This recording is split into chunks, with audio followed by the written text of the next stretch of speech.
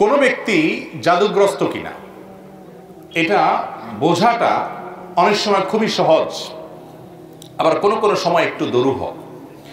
আমাদের সমাজে জাদুগ্রস্ত রোগী হিসাবে আমরা যাদেরকে জানি তারা অনেকে জাদুগ্রস্ত, আবার অনেকে মানসিক রোগী।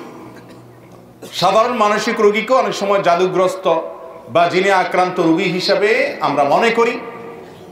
এটা অনেক সময় ভুল হয় আমাদের।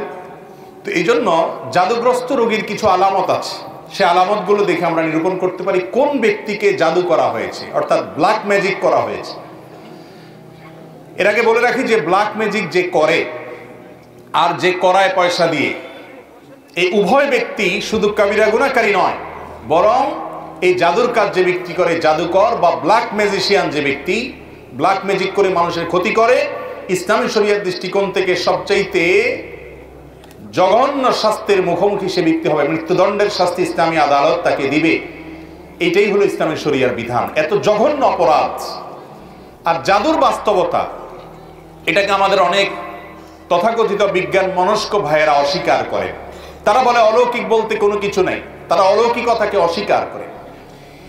আমার মনে হয় এই একটা পয়েন্টে যদি একজন মানুষ নির্মোহভাবে নিরপেক্ষভাবে একটু যাচাই করার চেষ্টা করেন যে আসলে জাদু বলতে কোনো কিছু আছে কি, বা জেনে ধরা রোগী বা জিনের উপদ্রব বলতে কোনো কিছু আছে কিনা, একটু যদি অনুসন্ধান করা হয় এবং সেটা যদি ইনসাফের সাথে করা হয়, নির্মোহভাবে করা হয়, আমার তো মনে হয় এই যুগে আল্লাহর কোরআনের প্রতি ঈমান আনার জন্য আর কিছু দরকার নাই, এই একটা পয়েন্টই যথেষ্ট।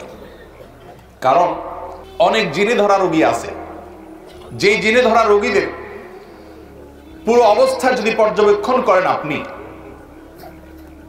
তাদের মধ্যে যে সমস্যা আছে সেই সমস্যাটা যে অলৌকিক, সেই সমস্যাটা যে কোনো লৌকিক সমস্যা না, সেই সমস্যাটা যে সাধারণ কোনো সমস্যা না, অসুখ না, এটা বোঝার জন্য আপনার পণ্ডিত হওয়া লাগবে না, বেশি সময় অপেক্ষা করা লাগবে না। যারা জিনের রোগী দেখেছেন এবং জিনের উপদ্রব যাদের বাসা বাড়িতে হয়েছে, স্বচক্ষে দেখার সুযোগ পেয়েছেন, তাদের কাছে এটা দিনের আলোর মতো পরিষ্কার। এবং এরকম বহু দৃশ্য দেখার সুযোগ আমার হয়েছে।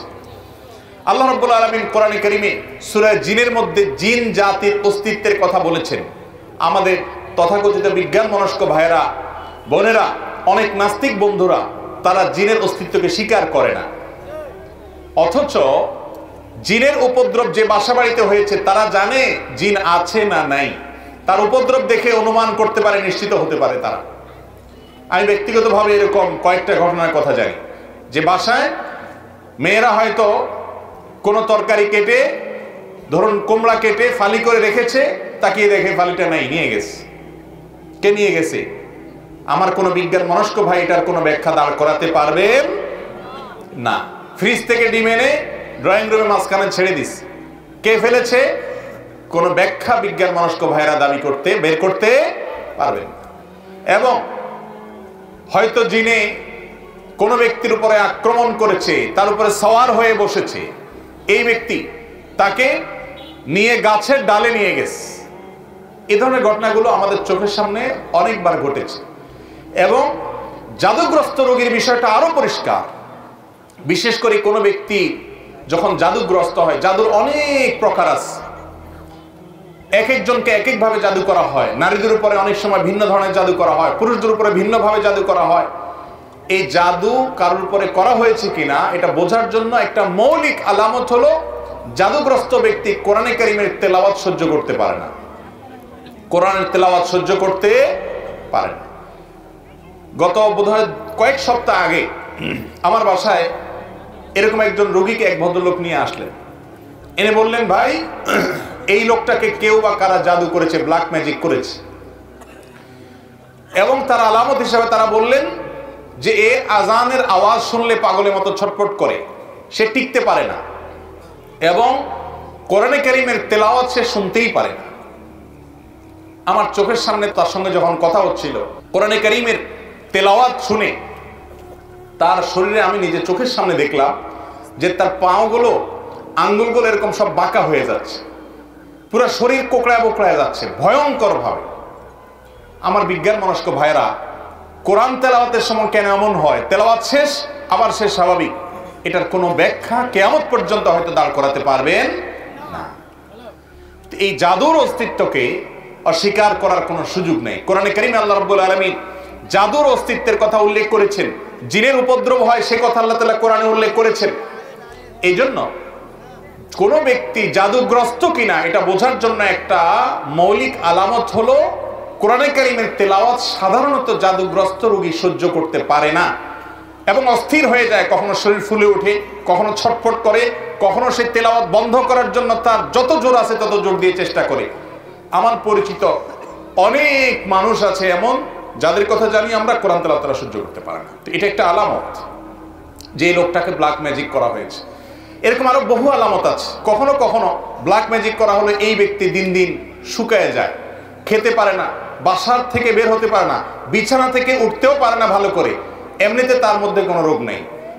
গত জুমার আগের জুমায় সম্ভবত এরকম এক রোগীর কাছে এক ভদ্রলোক আমাকে নিয়ে গেলেন।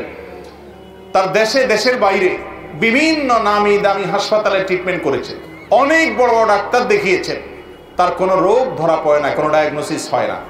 তার সমস্যা হলো তিনি বিছানা থেকে উঠতেই পারেন না, দুর্বল হয়ে পড়ে থাকে এবং সমস্ত ট্রিটমেন্ট করার পর খোলাসা আসলো তার শরীরে আসলে তেমন কোনো রোগই নেই। ভাইরা আমার, এই ধরনের সমস্যা আজকাল আমাদের ঘরে ঘরে অহরহ হচ্ছে। তো এই জাদু যেটা দিন দিন আমাদের সমাজে বেড়ে চলেছে, মূলত এখানে শয়তানের আশ্রয় নেওয়া হয় এবং কুফরি কালাম পাঠ করা হয়। এগুলোর মাধ্যমে মানুষের ক্ষতি করতে পারে। আল্লাহ রাব্বুল আলামিন সে অপশন রেখেছেন, এটা এক ধরনের পরীক্ষা, আল্লাহর বিভিন্ন হিকমা আছে এর পেছনে। তো যাই হোক, তো এই ধরনের জাদুগ্রস্ত ব্যক্তি যদি ধরা পড়ে, এই ব্যক্তি ট্রিটমেন্ট কি সেটা বলার আগে আরো কয়েকটা আলামত বলি।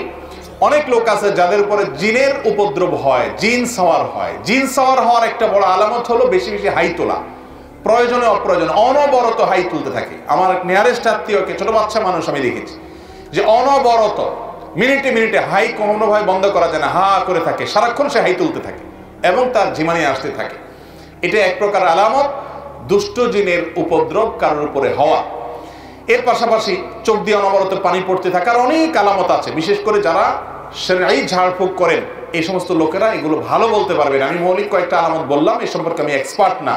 এই জন্য যেগুলো আমার চোখের সামনে দেখেছি, বিভিন্ন অভিজ্ঞ ব্যক্তিরা অভিজ্ঞতার আলোকে লিখেছেন এবং বর্ণনা করেছেন, সেগুলো আলোকে কয়েকটা আলামত বললাম। জাদু থেকে বেঁচে থাকার জন্য সাধারণভাবে আমাদের আমল হলো সকাল সন্ধ্যার দোয়াগুলো বেশি বেশি করে পড়া। আমরা একটা ছোট্ট বই লিখেছি, সকাল রাসূলুল্লাহ সাল্লাল্লাহু আলাইহি ওয়াসাল্লামের সকাল সন্ধ্যার দোয়া ও জিকির। এই বইটা আস-সুন্নাহ ফাউন্ডেশনে অর্ডার করে যে কোনো জায়গা থেকে পাওয়া যেতে পারে। এই বই ছাড়া আরো বিভিন্ন হিসনুল মুসলিম আছে, আরো বিভিন্ন বই আছে দোয়া, সেগুলোতে সকালে এবং সন্ধ্যা নবী সাল্লাল্লাহু আলাইহি ওয়াসাল্লাম যে দোয়াগুলো পড়তেন, এর মধ্যে বিশেষ করে কয়েকটা দোয়ার কথা বলি। নাম্বার 1, সূরা ইখলাস, কুল হুয়াল্লাহু সূরা 3 বার, সূরা ফালাক 3 বার, সূরা নাস 3 বার সকালে, আবার সন্ধ্যায় 3 বার করে আসর থেকে আসরের পরে বা মাগরিবের পরে পড়বেন। এছাড়া দুষ্টজনের উপদ্রব থেকে বাঁচার জন্য আলাদা অনেকগুলো আমল আছে। একটা ভিডিওতে আমরা বলেছি 15টি আমল আছে। বাসা বাড়িতে সাধারণত টয়লেটে এদের অবস্থানটা বেশি থাকে, পেশাব ময়লা ইত্যাদি বেশি থাকলে সেখানে থাকে, এবং নানা রকমের প্রাণীর ছবি ইত্যাদি টাঙানো থাকলে সেখানেও হয়, আরো অনেক কারণে হয়। এগুলো থেকে বাঁচার জন্য বাসায় প্রবেশের সঙ্গে বিসমিল্লাহ বলে প্রবেশ, আবার বের হওয়ার সময় বিসমিল্লাহ বলে বের হওয়া, এগুলো হলো এদের উপদ্রব থেকে বাঁচার উপায়। খাবার গ্রহণ করার সময় বিসমিল্লাহ এবং যে কোনো ভালো কাজের শুরুতে বিসমিল্লাহ। এরকম আরো অনেক আমল আছে। এই আমলগুলোর মাধ্যমে বিশেষ করে জাদু থেকে বাঁচার জন্য সূরা ফালাক নাস নাজিল হয়েছে। আমাদের স্বয়ং নবী করিম সাল্লাল্লাহু আলাইহি সাল্লাম, তাকে একজন ইহুদি, তার নাম ছিল লাবিদ ইবনে আসম, এই দুষ্ট লোকটা জাদু করেছে। নবী সাল্লাল্লাহু আলাইহি সাল্লাম অসুস্থ হয়ে পড়েছেন, এমন অসুস্থতা যে কোনো ডাক্তারি ট্রিটমেন্টে কোনো উপকার হচ্ছে না, কোনোভাবে কোনো রোগ ধরা পড়ছে না। পরবর্তীতে আল্লাহ রাব্বুল আলামিন দুজন ফেরেশতা পাঠালেন। তারা দুজনের একজন তার পায়ের কাছে, একজন মাথার কাছে দাঁড়িয়ে একজন অপরজনকে জিজ্ঞাসা করছেন লোকটার কি হয়েছে। তখন অপরজন জবাব বলছেন তাকে জাদু করা হয়েছে, সাধারণ কোনো রোগ না। তখন জিজ্ঞেস করলেন যে কে জাদু করেছে, বললে অমুক জাদু করেছে নাম সহকারে। কি দিয়ে জাদু করেছে? তার চুল দিয়ে জাদু করেছে। কোথায় আছে? অমুক কূপের নিচে আছে। এর প্রেক্ষিতে ওই ফেরেশতা আবার জিজ্ঞাসা করলেন তাহলে এখন মুক্তির উপায় কি? তখন বললেন এই কুল আউযু বিরাব্বিল ফালাক, কুল আউযু বিরাব্বিন নাস। এই দুটি সূরা জাদু থেকে মুক্তির জন্য অসম্ভব উপকারী আমল। আর কোন বাসায় এই ধরনের কোন উপদ্রব থাকলে সূরা বাকারা তেলাওয়াত করা সম্পর্কে হাদিসে নবী করিম সাল্লাল্লাহু আলাইহি ওয়াসাল্লাম বলেছেন, যে বাসায় সূরা বাকারা তেলাওয়াত করা হয় সে বাসায় দুষ্ট জিন বা শয়তানের উপদ্রব থাকে না। আল্লাহ তাআলা হেফাজত করেন। এবং এই আমলগুলো আল্লাহর কসম করে বলেছি, আমি ব্যক্তিগতভাবে বহুবার অ্যাপ্লাই করেছি, আমল করে দেখেছি, সাথে সাথে উপকার পাওয়া যায়। কোনো সময় ছোট ছোট বাচ্চাদেরকে দেখবেন 2 বছর 3 বছরের বাচ্চা এমন অস্বাভাবিক আচরণ করে যে অস্বাভাবিক আচরণটা কোনো ব্যাখ্যা দিয়ে আপনি দাঁড় করাতে পারবেন। হঠাৎ করে সে পাগলামি এমন করে, সীমা ছাড়িয়ে পাগলামি করে, আপনি সাথে সাথে আউযু বিসমিল্লাহ পড়ে সূরা ফাতিহা পড়েন, সূরা ইখলাস, ফালাক এবং নাস, কুল হুয়াল্লাহু আহাদ, কুল আউযু বিরাব্বিন নাস, যতটুকু পারেন নিজে নিজে পড়েন, পড়ে তাকে ফু দেন। এবং আর কিছু না পারেন অন্তত 3 কুল পড়ে পড়ে ফু দেন। সাথে সাথে ইনশাআল্লাহ আপনি দুষ্টজনের উপদ্রব থেকে বাঁচার আলামত নমুনা পাবেন। আর কিছু না পারেন সূরা বাকারার তেলাওয়াত, কোরআনে কারীমের তেলাওয়াত অনলাইন থেকে, ইউটিউব থেকে খুঁজে বের করে চালু করে দেন। সাথে সাথে দেখবেন যদি ওই জাতীয় সমস্যা হয়ে থাকে, দেখবেন সে শান্ত হয়ে গেছে। এবং এটাও ব্যক্তিগতভাবে আমি বহুবার আমল করে দেখেছি। অতএব ব্ল্যাক ম্যাজিক এখন ঘরে ঘরে, দুষ্টজনের উপদ্রব এখন ঘরে ঘরে, যারা সাফার করছে তারা জানেন। আমাদের সবাইকে নবী করিম সাল্লাল্লাহু আলাইহি ওয়াসাল্লামের শেখানো আমলগুলো করতে হবে।